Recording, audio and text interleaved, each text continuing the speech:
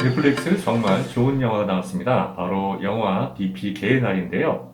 김보통 작가의 웹툰 DP 개의 날이 원작입니다. 탈영병을 체포하는 헌병들을 주인공으로 한 영화인데요.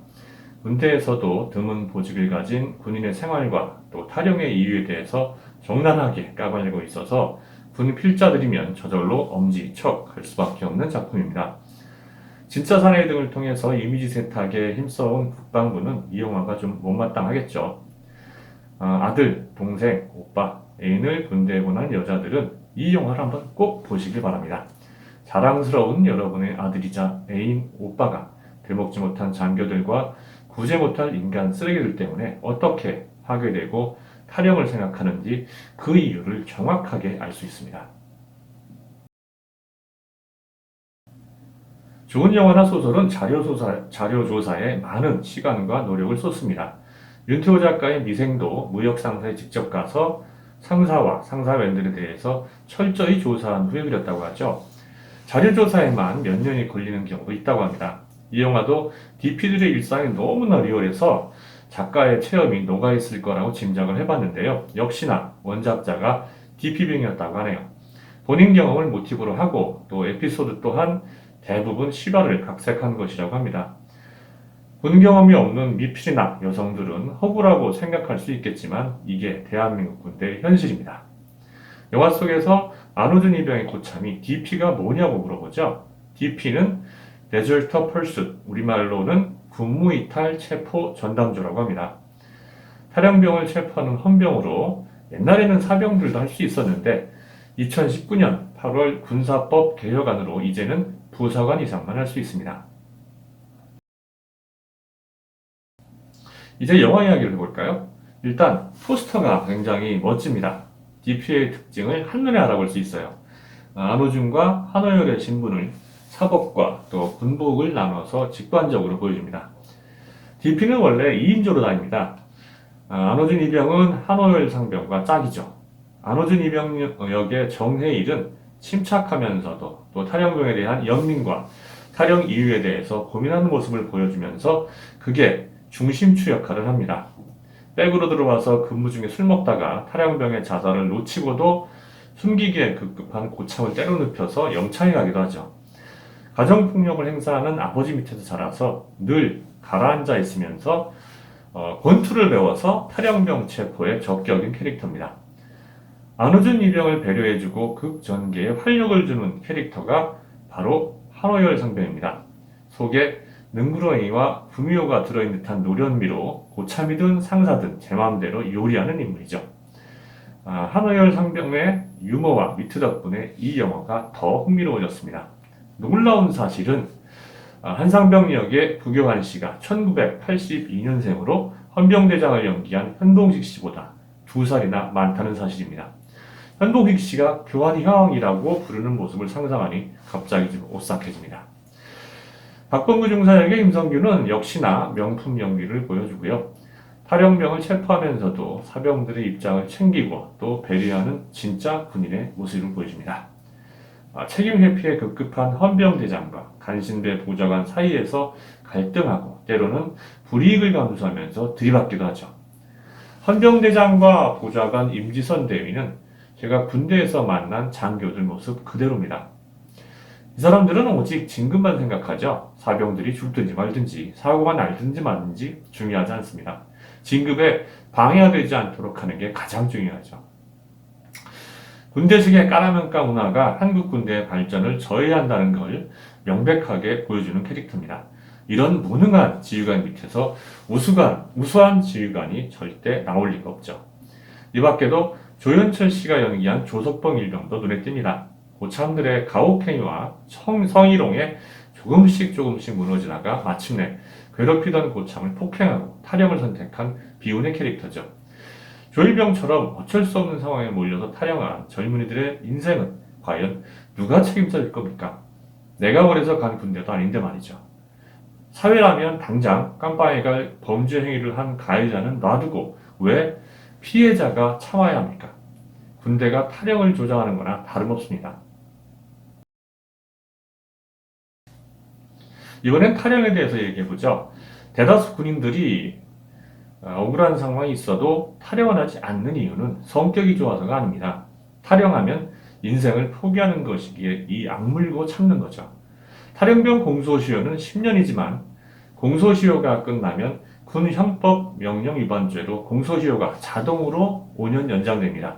이게 병역 의무가 끝나는 만 40세까지 계속 갱신되는 겁니다. 탈영의 공소시효는 45세까지인 거죠. 공소시효까지 버티려면 무려 20년 동안 수사망을 피해야 되는데 그동안은 정상생활이 불가능합니다. 탈영 중에 붙잡히면 재판받아서 형을 살고 또 남은 복무기간도 마쳐야 합니다. 실제로 37살의 탈영병이 자수해서 남은 복무기간을 마친 사례도 있습니다. 이렇게 보면 탈영이 없어야 정상인데 탈영병은 반드시 생깁니다. 특히 집에 문제가 있거나 또 애인과 문제가 있거나 또 성격에 문제가 있어도 탈영 가능성이 매우 높아지죠. 제 동기와 한 달 후임도 여자친구 문제로 심각하게 탈영을 고민했었고요. 7개월 후임은 결국 탈영을 했습니다. 그 후임은 키가 185cm가 넘고 또 힘도 엄청 장사였으며 태권도 유단자인데 말이죠. 14일 후에 체포되긴 했는데 부대로 다시 돌아오지는 않았고요. 그냥 어떻게 되더라는 소문만 구성했습니다. 탈영의 주 원인은 선임과 상급자에 의한 폭행, 또 폭언, 가혹행위라 이 영화 속에서도 거의 마찬가지로 나타나죠. 저도 군대에서 많이 맞았는데 엉덩이를 맞거나 또 주먹으로 맞으면 그렇게 불쾌하지는 않습니다. 그런데 손바닥으로 뺨을 때리거나 또 말로 괴롭히면 그건 정말 참기 힘들더군요. 제 8개월 선임이 보초를 함께 서던 4개월 후임을 괴롭히다가 초소에서 두드려 맞은 사건도 있었습니다. 아무리 힘들어도 함께 있는 사람만 좋으면 사실 버틸 수가 있습니다. 9개월 선임인 제 후견인이 저를 많이 배려해주고 다른 선임들도 힘들 때마다 위로해줘서 제가 그 어려운 군 시절을 버틸 수 있었다고 생각을 하고요. 극 중에서 한오열 상병이 선임들을 떠올리게 하더군요. 영화는 탈영병이 생기는 과정을 보여주는 동시에 탈영의 근본적인 원인과 군대의 부조리를 직격합니다. 한오열 상병이 선임들의 가혹행위를 보면서 이렇게 혼잣말을 하죠. 백날 첫날 탈영병 잡아와봐. 여기서도 저지랄인데 탈영을 안 하고 배겨? 내부의 구조적인 문제를 놔두고 자꾸 외부에서 해결책을 찾으려는 군대의 어리석음을 꼬집는 촌철살인의 대사라고 생각합니다.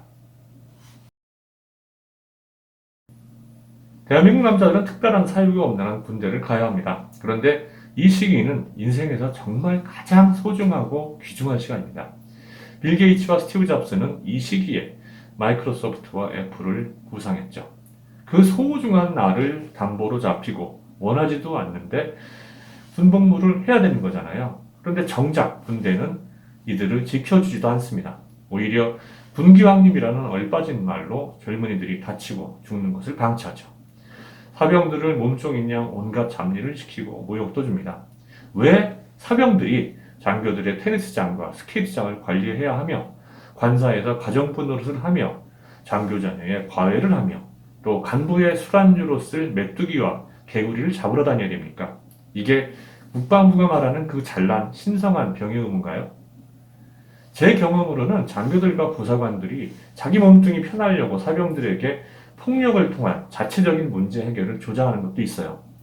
가혹행위, 폭력행위가 있는 걸 알면서도 묵인하는 거죠. 심지어 견디다 못한 사병들이 불편사항을 적어서 소원서를 쓰면 그 병사를 관리하라고 오히려 고참들을 다그치는 일도 있었습니다. 이러니까 탈영을 할 수밖에 없죠. 저는 불법을 저지르지 않는다면 그리고 그렇게 해서 안 갈 수 있으면 군대를 가지 말라고 하고 싶습니다. 가서 도움되는 게 전혀 없어요. 가서 다치거나 또 불구가 되거나 죽기도 하죠. 저도 군생활 중에 허리를 다쳤고 선임 한 명은 구타로 불구가 돼버렸습니다. 평생 그렇게 살아야 하는데도 보상조차 없어요. 그런 것을 뭐하러 갑니까? 군필자들한테 다시 묻고 싶습니다. 젊어진다면 군대 다시 가겠어요? 사병들을 배려할 줄도 모르고 몸종처럼 여기니까 군납비리, 방산비리도 판을 치는 겁니다. 그들이 받아야 할 보급 부물 중간에 슬쩍 해서 해도 전혀 죄의식이 없는 거죠. 얼마 전에 한 커뮤니티에 올라온 군부대 그 배식 상황을 봤거든요. 진짜 경악을 금치 못했습니다. 야, 내가 제대한 지가 몇 년인데 아직도 이 모양 이 꼴이야? 아직도 해먹는 인간들이 이렇게 많아 싶더군요. 군납비리는 반역죄로 최고형으로 처벌해야 합니다. 그런데도 심지어 국방부 장관이 생계형 비리라고 두둔하고 오히려 내부 고발자가 처벌받는 것이 한국 군대입니다. 대단한 군기 아닙니까? 탈영이나 군범죄는 무조건 덮기만 해서는 해결되지 않습니다. 문제의 원인인 군대 문화를 개선하고 범죄를 저지르는 가해자를 강력하게 처벌해야 근절이 되죠. 그런데 한국 군대는 계급이 높을수록 권리만 찾고 책임은 회피합니다. 얼마 전 성폭력 피해자로 괴롭힘 당하다가 자살한 공군 여중사도 피해 상황을 다 신고했어요. 그런데 그걸 상부에서 그냥 덮어버렸죠. 피해자는 괴로워서 죽을 지경인데 가해자는 태연하게 근무했죠. 이 사실이 여론에 알려지면서 그때서야 수사하겠다고 난리를 쳤죠. 여전히 이러한 추태를 보이면서 무슨 강군 육성과 무슨 군기를 이야기합니까? 한국 군대가 얼마나 무책임한 조직인지는 1998년 판문점 공동경비구역 내 지하벙커에서 총상으로 숨진 김은중이 의문사 사건 조사 과정에서도 잘 드러납니다. 김은중이 사건은 모든 증거가 타살을 가리키고 있었어요. 그리고 유족들도 자살이라고 승복하지 않았는데 결국 자살로 결론이 났죠. 설득력이 있는 증거조차 없었는데도 말이죠. 심지어 김은중이의 아버지는 1군단 군단장을 역임한 김척 예비군 중장이었는데도 아들의 의문사를 밝히지 못했어요. 이 정도니까 빼먹는 일반 병사가 사고나 또 가혹행위로 죽어도 그냥 자살로 마무리되는 겁니다. 의문사가 괜히 의문사가 아닌 거죠. 통계청에서 발표한 자료를 보면 2011년부터 2019년까지 군대 내에서 매년 50명 이상이 자살했습니다. 2020년에는 자살자가 42명이고요. 왜 이들의 자살을 막지 못했을까요? 책임지지도 않고 또 자살을 유발하는 환경을 조성하면서 왜 자꾸 데려가는 겁니까? 한 커뮤니티 사이트에 아프가니스탄 카불 공항에서 수송기에 오르는 미 육군 사단장의 사진이 화제가 됐습니다. 사단장이 미군 철수 과정에 가장 마지막 탑승자였다는 사실 때문이었죠. 부하들을 먼저 챙기고 또 모든 임무가 완료되었다는 걸 직접 확인한 후에 탑승하는 솔선수범형 장군이 대한민국 군필자에게는 생소한 겁니다. 이 사진을 본 네티즌들의 댓글이 어떤지 한번 보시죠.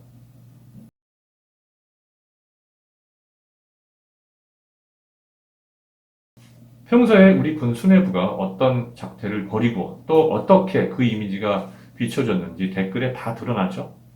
공관병과 조리병에게 갑질한 장군 부부 이야기 아시죠?